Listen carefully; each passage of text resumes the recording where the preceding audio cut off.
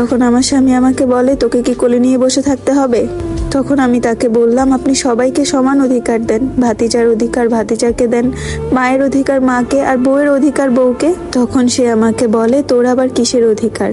2 দিন হয়নি যে আর তুই অধিকার চাচ্ছিস? তারপর আমি তার পিছন পিছন তার বাড়িতে চলে আসি। এত অপমান সহ্য করার পরও সে আমাকে রাস্তায় বলে যে বাবারা নাকি মেয়েদেরকে বিয়ে দেয় ভাত কাপড়ের জন্য। এই কথাটা শুনে অনেক কষ্ট পেয়েছিলাম। যাই হোক, তার বাড়িতে যাওয়ার কিছুদিন পর একদিন সে দোকান থেকে এসে তার ভাতিজাকে নিয়ে গোসল করতে যায়।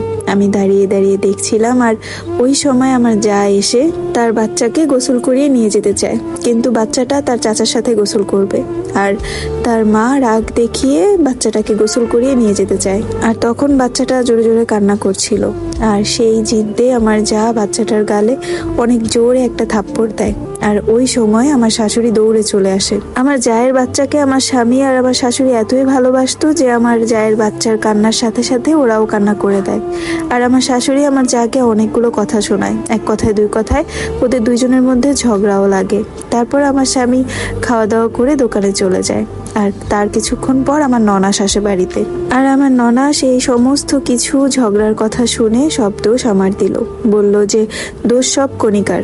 ও যদি ওর যাকে না বলতো যে ও বাচ্চাটাকে আদর করা পছন্দ করে না আর ওর যাকে নিয়ে ওর স্বামীকে সন্দেহ করে, তাহলে আজকে এত কাহিনী হতো না। তারপর আমার শাশুড়িও আমাকে দোষারোপ করা শুরু করলো। তারপর আমার শাশুড়িও আমাকে অনেকগুলো কথা শোনালো। আমি তাদের সবগুলো কথা মাথা পেতে নিচ্ছিলাম, কাউকে কিছু বলিনি। তার কিছুক্ষণ পর আমার ননাস এসে আমাকে বলল আমি যেন আমার জায়ের কাছে মাপ চাই। প্রথমে আমি যেতে চাইনি, পরে ভাবলাম আমার স্বামী তো আমাকে মূল্য দেয় না, আর এত কিছু তো আমার স্বামীর ভালোবাসা না পাওয়ার কারণেই হইল। যাই হোক, তারপর নিজেকে অনেক বুঝিয়ে আমার জায়ের কাছে যেয়ে ক্ষমা চাইলাম। বললাম যে আর কখনো আপনাদেরকে নিয়ে আমি সন্দেহ করব না। আর এইদিকে যেহেতু আমার যা আমার বোন হয়, আমার মাপ চাওয়া দেখে সে কান্না করে দিল, তার সাথে সাথে আমিও কান্না করে দিলাম। তারপর দুইজন মিলে গেলাম। আর এর মধ্যে শুনি আমার শাশুড়ি আমার ননাসকে বলতেছে আমি নাকি আমার স্বামীকে কন্ট্রোল করতে পারি না।